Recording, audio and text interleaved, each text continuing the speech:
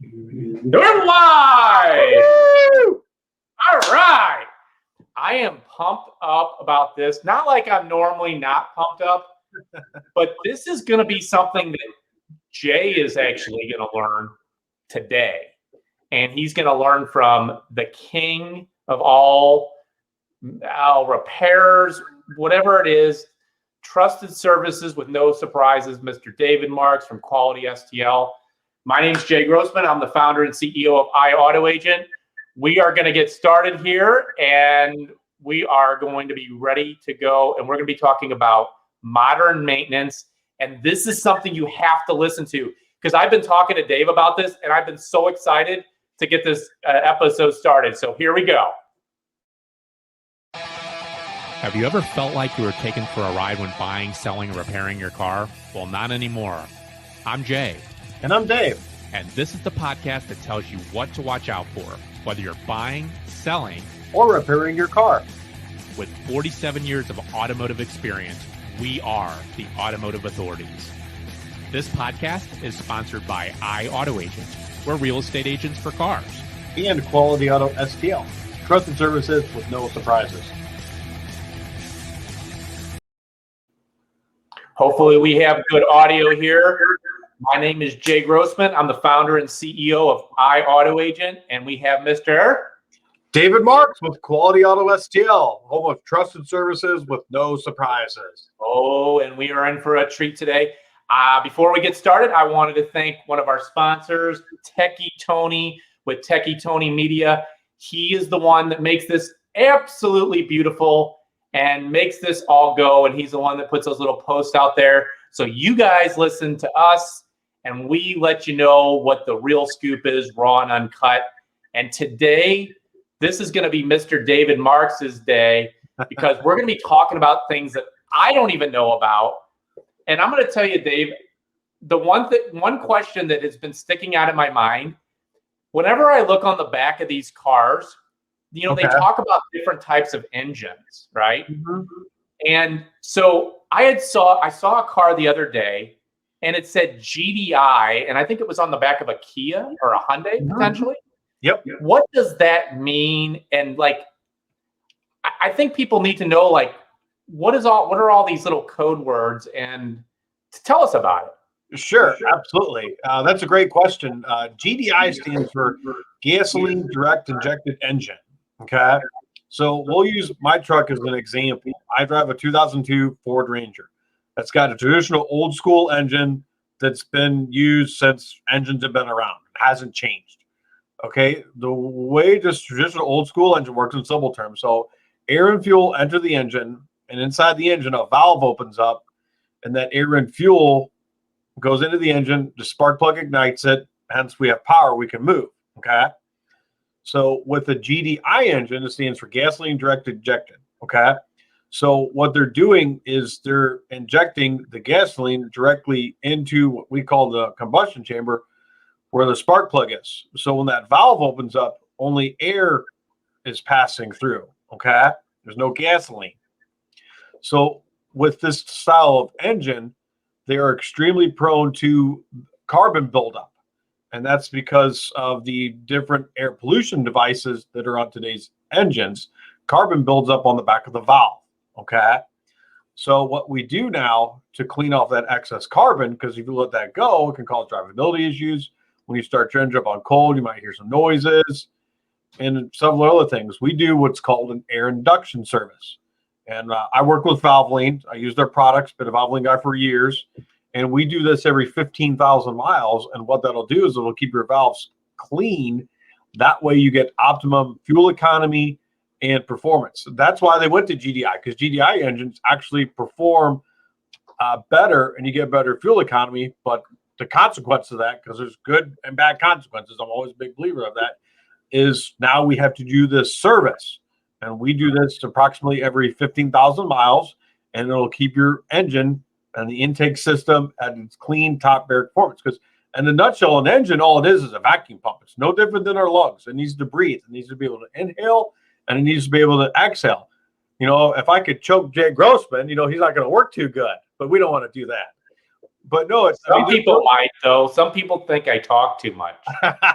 I'm just teasing.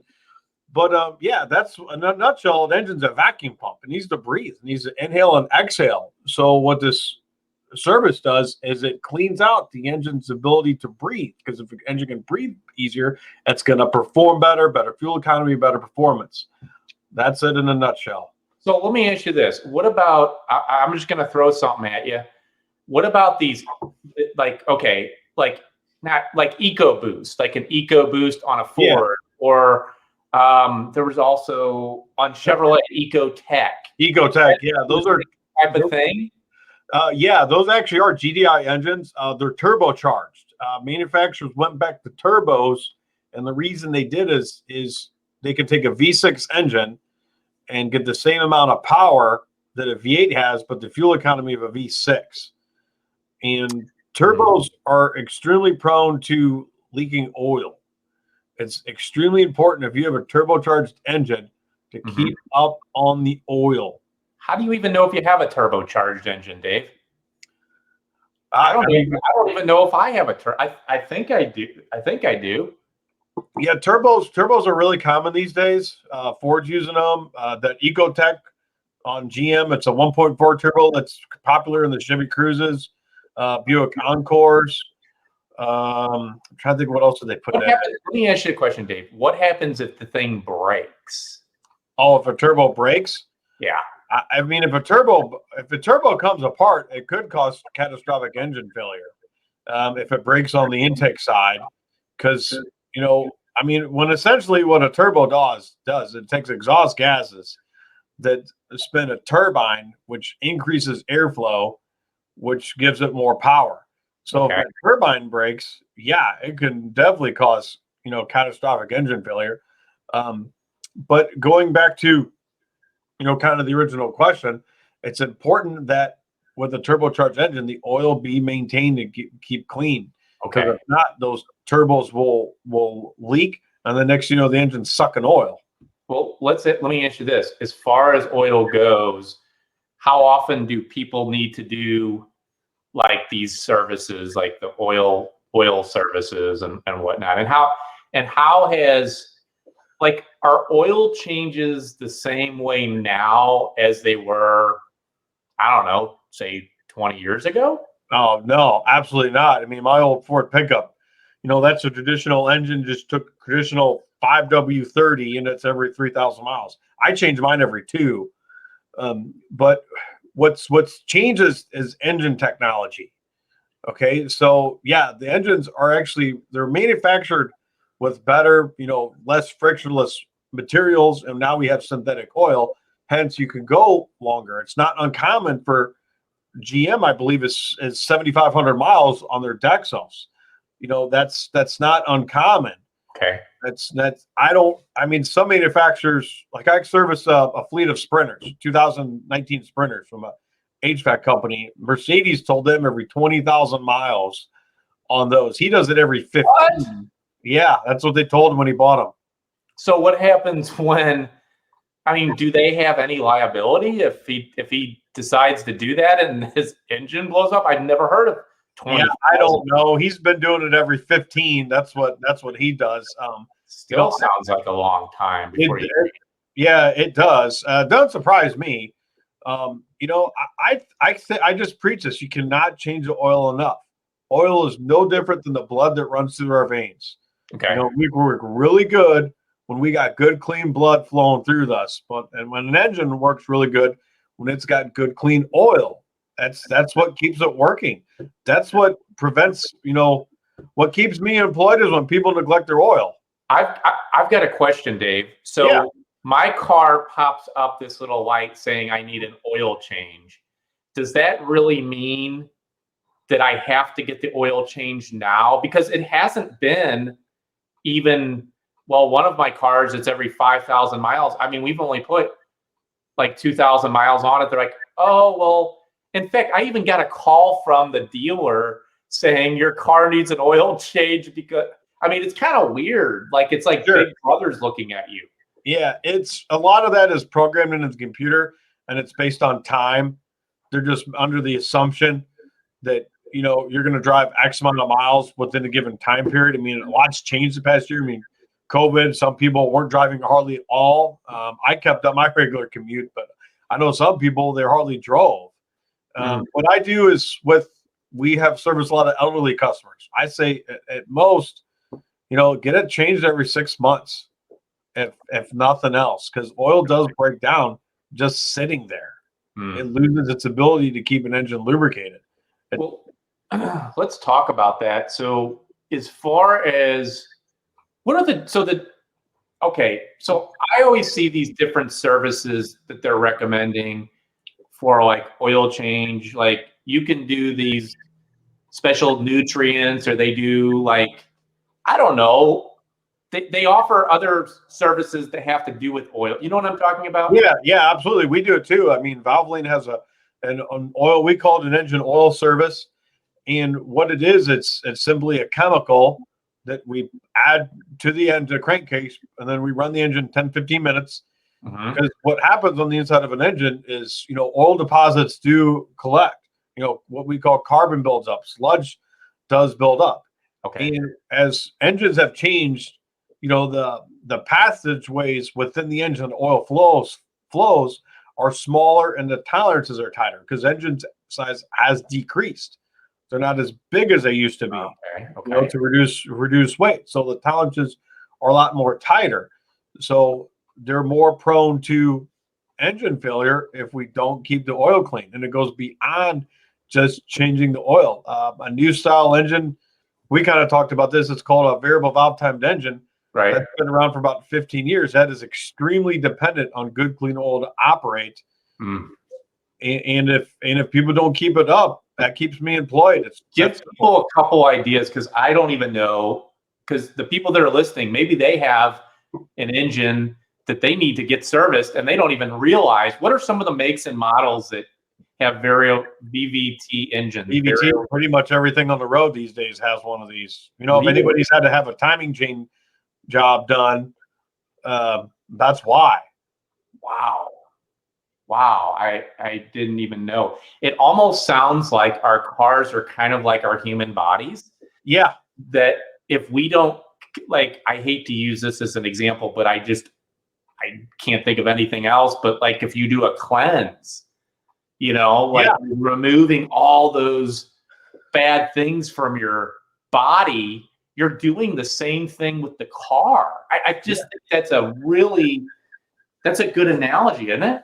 That's a great analogy. I mean, one of the main causes that fluids leak, whether it's power steering, transmission, engine oil, coolant, is because the fluid wasn't serviced. It wasn't changed on a regular basis. If all those fluids are changed on a regular basis, that's going to prevent, those big repair bills for replacing a power steering hose, or replacing a water pump, or replacing, fill in the blank, or oil gaskets, oil pan gasket, valve cover gaskets. All those seals are designed to work with good, clean fluid, not broken down, dirty fluid. That's why they leak. That's man, I'll tell you, I've been doing this almost 26 years, and I've never heard these types of things. These are just so valuable, and I hope that, people are really, really listening to this. What other types of services out there? So what was it that I saw the other day? I remember they had said something about brake fluid services, and then they also talked about, like, if you have an all-wheel drive, like doing a differential type of service. Absolutely. Could you talk about those things? Because obviously brakes we need to stop, and that's kind of important.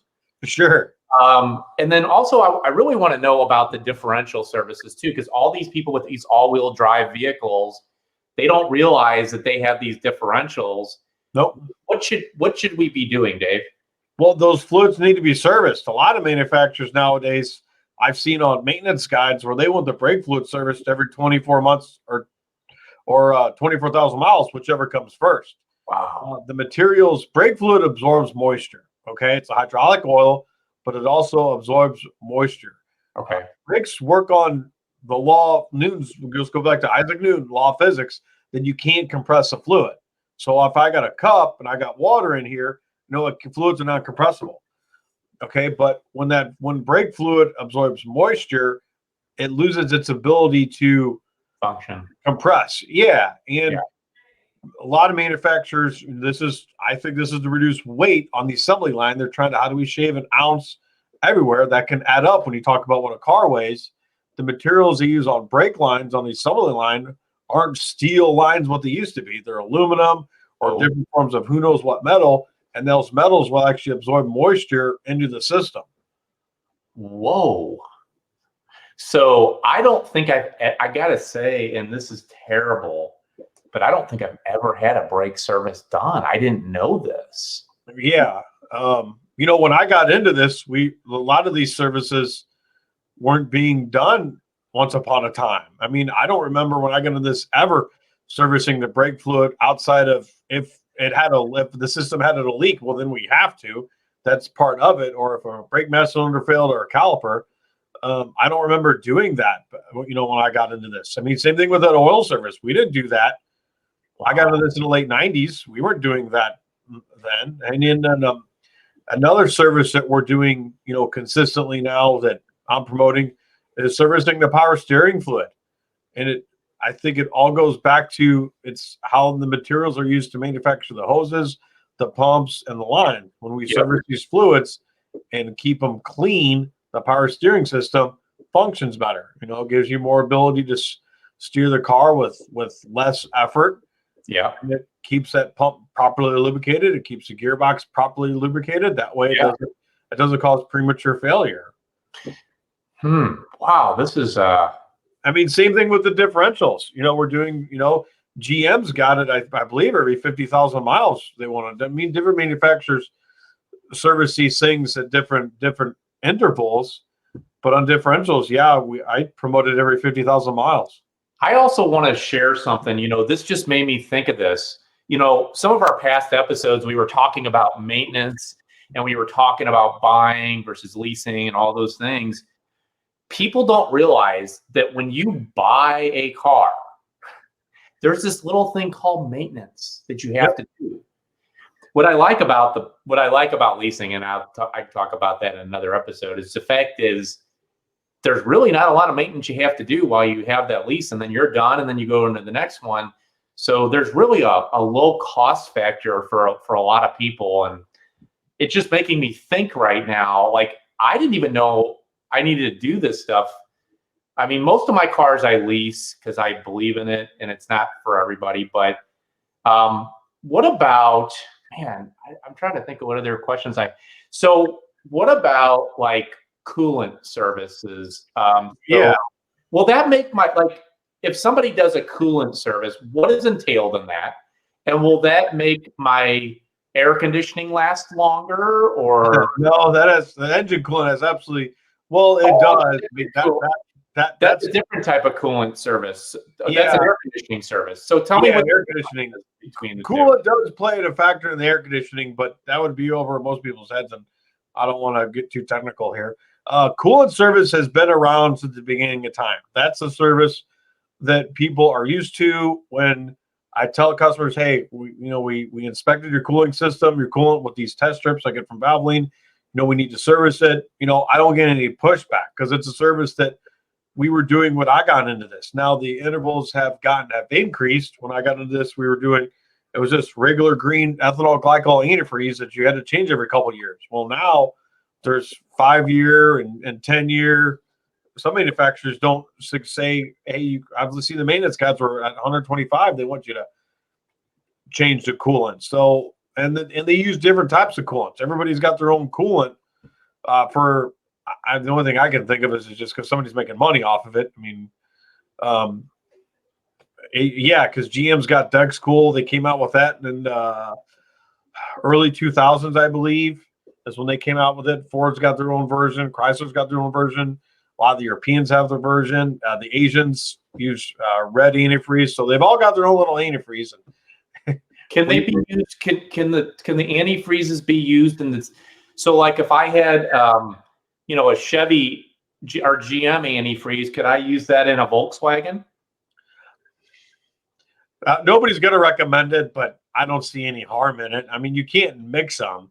I mean, you can't put green antifreeze mixed with Dexcool. No, those they're not compatible together. But I mean, I don't see why not. I remember GM had some issues with Dexcool when they first came out with it. I know what a lot of people are doing is flushing the Dexcool out and just going back to regular green. Dave, it doesn't sound like you're going to be out of a job anytime soon. No, I don't know. We won't. Not anytime soon. I mean, holy cow, this is blowing my mind. I don't know who's listening, if you make comments or whatever, but this is absolutely blowing my mind. And Dave, I have a question for you. So when you go to the dealer and you're talking to the service manager, and you're talking to probably a service advisor, and they say you need this, and this. You need the 30,000 mile service, you need the 60,000 mile service. And then you look at all these different things that they do. Are all these things like something that you really need to do? Like, I remember when I had my Lexus, and that was a car that I had bought, and it was an 09. It had like 120, 130,000 miles. My daughter got a hold of it and just beat the living heck out of it, that poor car. But the whole point of it is when you get to the place, they're like, "Oh, how you doing, Mr. and Mrs. Grossman? Let me tell you a little bit about what you're going to need for your car. You might need to be sitting down for this, And then I look at this and it's like, are you kidding me? Is it really like, tell everybody, like, what are the absolute imperatives, and where do when the dealers are they're telling you need this, and this, how can you really decipher if you really need that or not? I just don't know. Yeah, one way is the owner's manual. The owner's manual will tell you, exactly what to do, when to do it. Sometimes we found it's better to do it, prior or ahead. I mean, all those services, Jay, they're important, but they're not urgent. Okay. If that makes sense. It does. Because I just remind people, maintenance is easy to schedule. Breakdowns are not. If you maintain a car, that's going to hopefully alleviate, breakdowns. Because very rarely does a car break down. Very few people come in here, hey, my car broke down, David. It's no big deal. I don't really need it. No, it's they need their cars yesterday. Yeah, and here's another good analogy. Dave, you're a doctor, and you come see the doctor. Well, technically, you're supposed to see the doctor at least once a year for a physical. Yep, I do. And then doctors can foresee potential problems coming down the path and help you be more proactive to take care of those problems so they don't just snap on you. And that's what you're doing, Dave. You're doing such a great job. I mean, you've worked with so many of our clients, and there's so many people that I know that you're the only person that they're going to go see. And I'm going to throw out a real quick testimonial to Dave right now. Is we had a client that thought she had a problem with her vehicle, went to another mechanic, and the mechanic scared the living crud out of her. That's a person she used on a regular basis too. Yeah. And so we're like, hey, listen, go see David Marks. He will tell you the truth. And she's like, oh my gosh, this car is breaking down. And it's going to be $4,000 to fix this oil leak. She went to see David. David calmed her down, because David is not just a doctor, but he also has his PhD as a psychologist, because he has to calm people down sometimes. Yeah. And this lady called me and thanked me and really apologized, because she got really upset that she thought something was wrong with this vehicle. And Dave did such a great job. Good job, Dave. I had to say that, because when it comes down to it, guys, if you're listening to this, I've learned so much. I hope you have too. And the things that you need to do to your car, I like you say important but not urgent. It's something that needs to get done. And if you want your car to last you longer, it's just like if you want your body to last you longer, you need to put healthy foods in your body. You need to go work out. You need to clean your body. Dave is the one that does that. No, I know. I take better care of my truck than myself. I'm on the seafood diet. Yeah, I gotta give it up. it makes it gets easy that way. You know, I'm trying to think if there's anything else that we need to talk about, Dave. I've learned a lot. Is there anything else you want to add that we haven't covered? You kind of brought it up. One thing about, taking your car in, what we tell people is suggest at least once a year. I work with the company Auto Vitals. We have a digital inspection program where we go through the car and we just look the whole thing over. And then we can help the consumer plan for stuff. Because, maybe a power steering hose is starting to seep.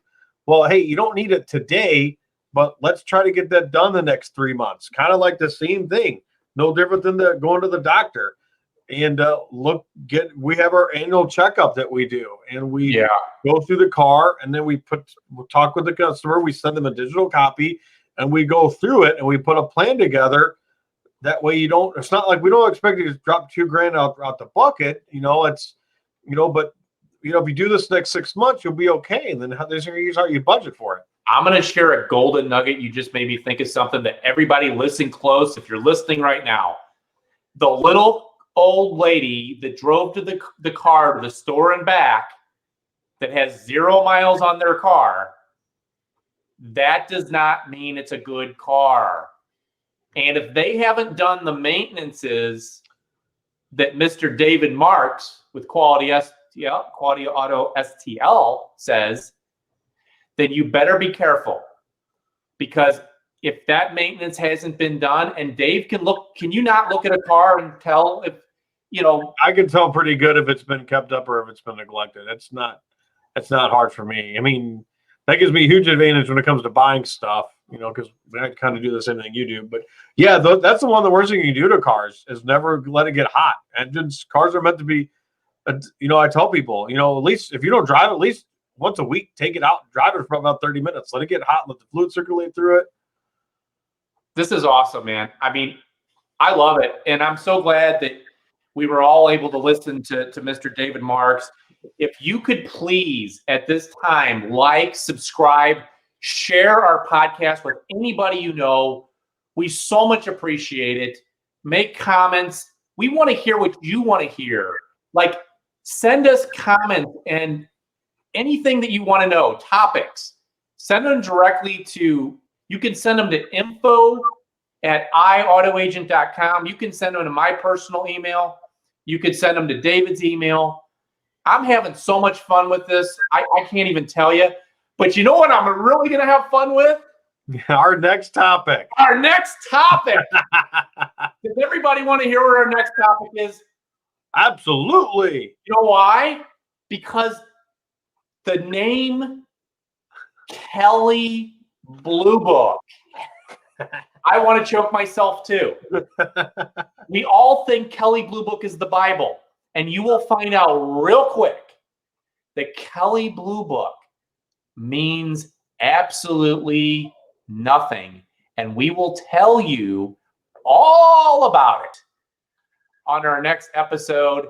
And again, I want to thank Techie Tony from Techie Tony Media making all this beautiful stuff happen. And eventually, Dave, we have already talked to several industry experts. We are going to have some guests on the show, and we're going to have some fun. And I just want to know what everybody wants to hear, because Dave and I think you know everything, but you know what? I'm thinking you might not, because I learned a lot after almost 26 years of doing this. And today it's time to sign off. We're going to talk about Kelley Blue Book on the next one. And again, my name is Jay Grossman. I'm the founder and CEO of iAutoAgent, and that is Mr. David Marks with Quality Auto STL, home of trusted services with no surprises. Thank you for listening today. We so much appreciate your support. We are just absolutely thrilled to see the embracing that everybody has shown us with the Auto Authorities podcast. We will see you the next time. All right. Bye, everybody.